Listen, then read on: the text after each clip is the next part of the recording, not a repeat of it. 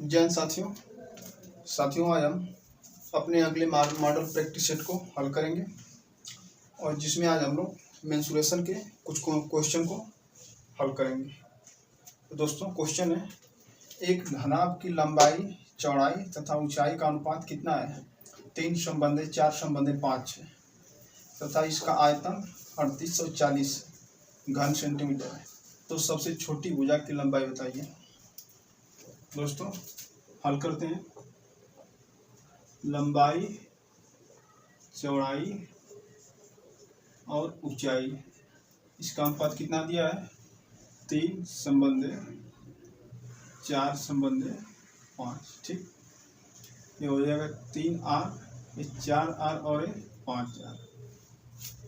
इसका आयतन 3840 घन सेंटीमीटर है। दोस्तों ग्राफ का आयतन लंबाई गुणे चौड़ाई गुणे ऊंचाई होता है, तो 3R गुणे 4R और गुणे 5R कर दें, कितना हो जाएगा? 3840 घन सेंटीमीटर। तो 4 3 12 12 5 ये 60 R3, ये हो जाएगा 3840।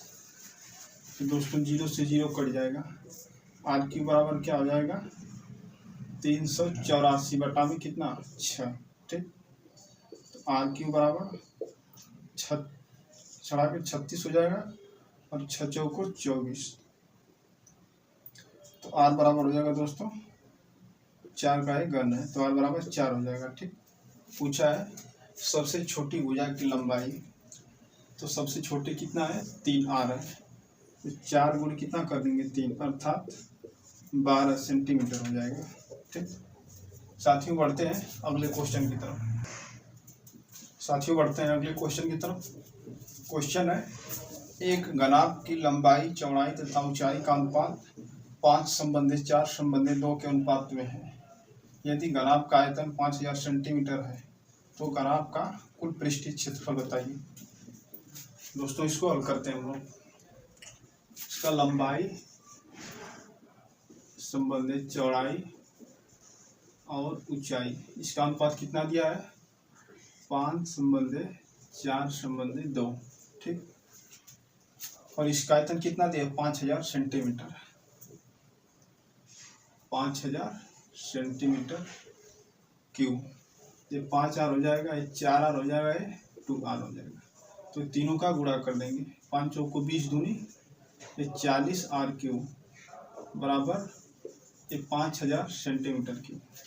तो दोस्तों R3 बराबर क्या होगा? ये 5000 बटा में 40, 0 से 0 कट जाएगा। R3 बराबर 4 एकम 4 हो जाएगा दोस्तों, 4 दूना 8 और 4 5 20। तो R का मान कितना हो जाएगा? 5 सेंटीमीटर। दोस्तों आगे क्या है? घनाभ का कुल पृष्ठीय क्षेत्रफल। दोस्तों R का मान 5 सेंटीमीटर है। सबसे पहले लंबाई, चौड़ाई और ऊंचाई का मान निकालेंगे। तो लंबाई का मान कितना हो जाएगा? 5 गुणे 5 अर्थात 25 सेंटीमीटर। ठीक, चौड़ाई 5 गुणे 4 20 सेंटीमीटर और ऊंचाई का मान 5 गुणे 2 बराबर 10 सेंटीमीटर। ठीक, क्या पूछा है? कुल पृष्ठीय क्षेत्रफल। तो दोस्तों घनाभ का कुल पृष्ठीय क्षेत्रफल कितना होता है? टोटल सरफेस एरिया, ये होता है 2 लंबाई गुणे चौड़ाई LB, उसके बाद चौड़ाई गुणे ऊंचाई तो B × H प्लस ऊंचाई गुणे लंबाई LH। ठीक, तो इसको हल कर देंगे। 2 हो जाएगा दोस्तों, लंबाई गुणे चौड़ाई तो 25 और 20 कितना हो जाएगा? 500 हो जाएगा। B × H चौड़ाई गुणे ऊंचाई है 20 गुणे 10 अर्थात 200 सेंटीमीटर, और लंबाई गुणे ऊंचाई 25 गुणे 10 250। ये 2 हो जाएगा 500 और 200 700 और 700 2 950। 950 गुणे 2 अर्थात कितना हो जाएगा? ये आपका हो जाएगा 1900। टोटल सरफेस एरिया दोस्तों 1900 सेंटीमीटर स्क्वायर हो जाएगा। साथियों बढ़ते हैं अगले क्वेश्चन की तरफ। साथियों मेंसुरेशन का अगला क्वेश्चन है, एक कमरे की लंबाई, चौड़ाई तथा ऊंचाई 21 मीटर, 12 मीटर तथा 16 मीटर है। उस कमरे में रखी जा सकने वाली सबसे बड़ी छड़ क्या होगी? ठीक दोस्तों, सबसे बड़ी छड़ पूछा है, अर्थात उसका क्या पूछा है, उसका विकर्ण का मान पूछा है। ठीक, तो इसको हल करते हैं। कमरे में रखी जा सकने वाली सबसे बड़ी छड़ की लंबाई क्या होगी? इसका एक फार्मूला होता है, L square plus B square plus H square, अर्थात लंबाई का स्क्वायर प्लस चौड़ाई का स्क्वायर प्लस ऊंचाई का स्क्वायर का अंडर रूट। दोस्तों लंबाई कितना है? लंबाई है 21 मीटर, 21 का स्क्वायर। चौड़ाई कितना है? ये है 12 मीटर, तो 12 का स्क्वायर, अब प्लस ऊंचाई 16 मीटर, अर्थात 16 का स्क्वायर हो जाएगा।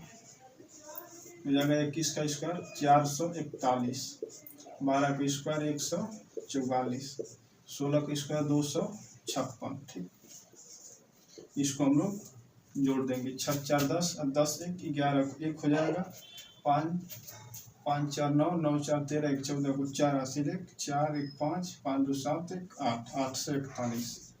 दोस्तों ये किसका है वर्ग? ये है, ये आपका हो जाएगा 29, 29 का वर्ग है। ठीक, तो इसका राइट आंसर होगा 29 सेंटीमीटर, जो इसका विकर्ण भी है। दोस्तों ये आज का लास्ट क्वेश्चन। कल दोस्तों अगले मॉडल प्रैक्टिस सेट कॉल करेंगे।